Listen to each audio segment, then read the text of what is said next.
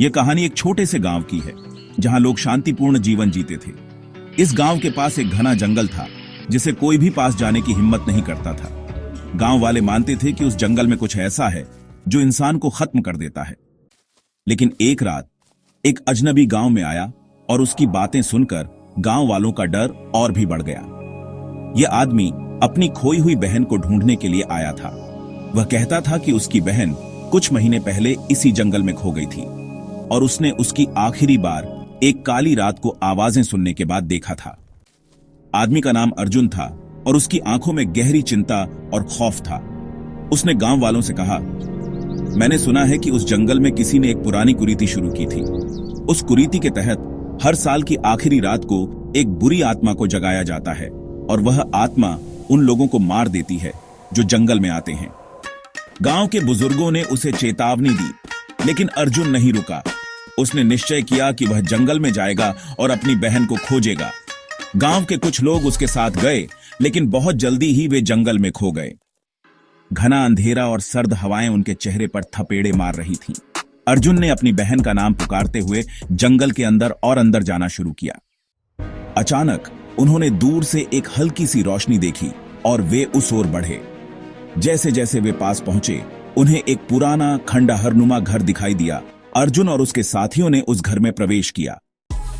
अंदर बहुत अंधेरा था और केवल एक ही दीपक की हल्की रोशनी कमरे को रोशन कर रही थी। अचानक एक अजीब सी आवाज आई, अर्जुन! अर्जुन ने डरते हुए देखा और कमरे में एक काला धुआं भरने लगा। कमरे के एक कोने से एक कटा फटा चेहरा दिखाई दिया और वह जोर से हंसी। अर्जुन की आंखों में खौफ था और वह समझ गया कि यह उसकी बहन का भूत है। लेकिन उसके साथ कुछ और भी था। वह कोई औरत नहीं थी, बल्कि एक प्राचीन आत्मा थी जो सालों से उस घर में बसी हुई थी। अर्जुन ने भागने की कोशिश की, लेकिन वह काली आत्मा उनके रास्ते में आ खड़ी हुई। वह चीखी, तुम सब यहां क्यों आए हो? तुम्हें पता नहीं है कि जंगल में क्या छिपा है? और तभी एक भयंकर तूफान आ गया जो जैसे ही थमा, अर्जुन और उसके साथियों का कोई नामो निशान नहीं था। अगली सुबह गांव वाले जंगल के पास गए, लेकिन अर्जुन और उसके साथियों के बारे में कोई जानकारी नहीं मिल सकी। उन्होंने माना कि वे उस कुरीति का शिकार हो गए थे।